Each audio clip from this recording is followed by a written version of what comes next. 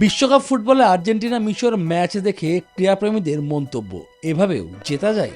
এদিকে বাংলাদেশ ও জিম্বাবুয়ের ম্যাচ দেখে আলোচনা হতেই পারে, এভাবেও হারা যায়। ভুলে যাওয়ার মতো জিম্বাবুয়ের বিপক্ষে সিরিজ কাটাতে হচ্ছে বাংলাদেশকে। এবার এক ম্যাচ বাকি থাকতে রোডেশিয়ানদের বিপক্ষে সিরিজ হারল মিরাজরা। হারারেতে বল হাতে শুরুটা মন্দ হয়নি বাংলাদেশের। তাসকিনের 2 শিকারে দলীয় 8 রানে জিম্বাবুয়ের নেই 2 উইকেট। এরপর আঘাত হানেন নাহিদ রানা, ফিরিয়ে দেন অভিজ্ঞ ক্রেগ আরভিনকে।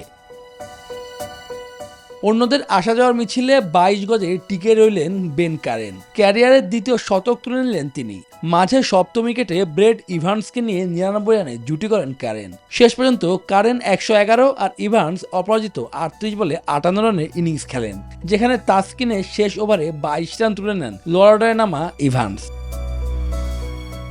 জবাবে সৌম্য সরকার যথারীতি হতাশ করলেন আর প্রশ্ন তুললেন তাকে আর কতদিন টানবে নির্বাচকরা। নাজমুল শান্ত পারলেন না ব্যাট হাতে কিছু করতে। এরপর তানজিদ তামিম ও হৃদয়ের পার্টনারশিপে আসে 84। তামিমের বিদায়ে ছেদ পড়ে। হৃদয় 60, সোহান 38 রানের ইনিংস খেলেন বটে, তবে সেটি দলকে জেতাতে কোনো কাজে আসেনি।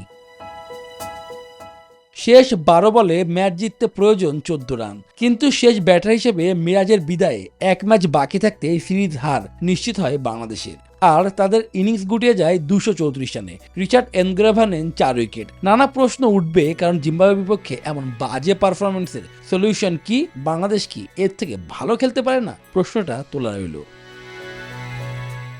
শুভ দেবনাথ, নিউজ 24।